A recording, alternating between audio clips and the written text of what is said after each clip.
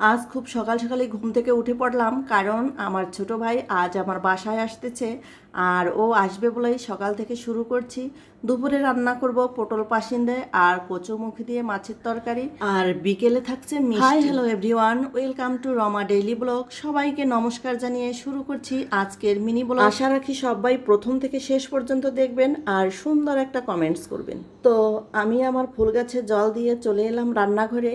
আজ করব বলেছি পটল পাসিন্দা। এটা একদম একটা নিরামিষ রেসিপি, খেতে কিন্তু দুর্দান্ত স্বাদের হয়। এটা আমি যেভাবে রান্না করব সেভাবে যদি কেউ রান্না করে খায় তাহলে কিন্তু একদম মাছের কথা ভুলেই যাবে। মাছ খেতে খেতে যখন আমরা বোরিং হয়ে যাই তখন কিন্তু নিরামিষ কোনো কিছু রান্না করে খেলে খুবই ভালো লাগে। এই দেখুন, এখানে আমি পটলের দুই পাশটা কেটে নিয়েছি আর মাঝখানে একটু করে ছিলে নিয়েছি। এখন আমি চারপাশে একটু কেটে চিড়ে নেব যাতে মশলাটা ভিতরে ভালো করে ঢুকে যায়। এই তো দেখুন আমি কিভাবে পটলগুলো কাটছি।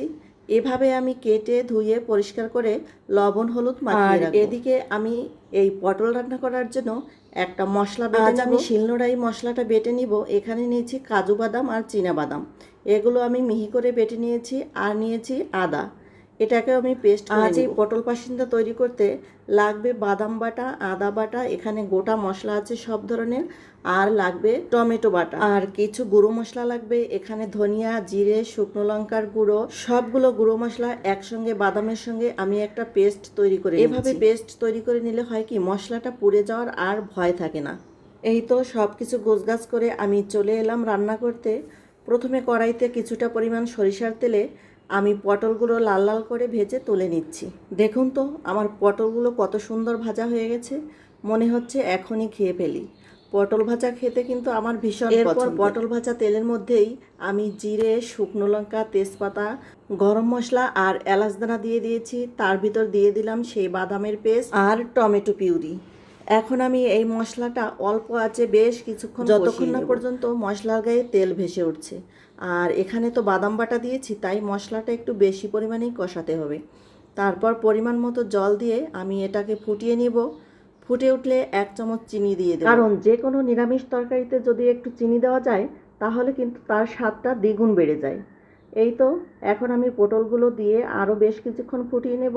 এটা কিন্তু একটু গাঢ় গাঢ় থাকবে আর গ্রেভিটা খেতে কিন্তু অসাধারণ হয়। একটু ঘি ছিটিয়ে দিয়ে এখন আমি নামিয়ে নেব।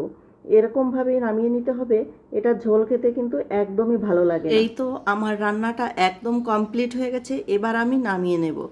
হ্যাঁ, ভাবছেন তো আমার ছোট ভাই আসবে আর আমি নিরামিষ কেন করছি। আসলে ওর জন্য মাছের তরকারিও করেছি। এখানে ওর প্রিয় খাবার কাতল মাছ দিয়ে কচুরমুখির তরকারি। এটা হলে কিন্তু ওর আর রান্নাবান্না কমপ্লিট করার বেশ কিছুক্ষণ পরে আমার ভাই ফোন দিল, আমি চলে এসেছি, বাবুকে একটু নিচে পাঠিয়ে দে। আর এই দেখো, যখনই আমার ভাই আসবে বস্তা একটা থাকবেই, কারণ ওই যে আমার মা বাবা আমাদের রেখে কিছুই খায় না। গাছে পাকা কাঁঠাল, পাকা আম, এগুলো না দিলে কি হজম হবে আমার মা বাবার?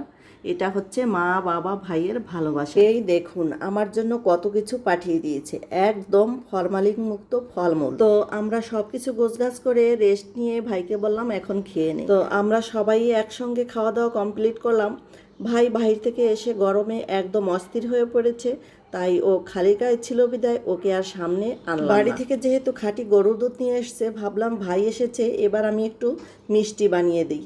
আর দেখুন আমার মিষ্টিগুলো কত সুন্দর হয়েছে, দেখে তো একদম খেতে ইচ্ছে করছে। তো আজ এ পর্যন্ত বিদায় নিচ্ছি, দেখা হবে অন্য কোনো নতুন ভিডিওতে। ততক্ষণ সবাই ভালো থাকবেন, সুস্থ থাকবেন, টাটা।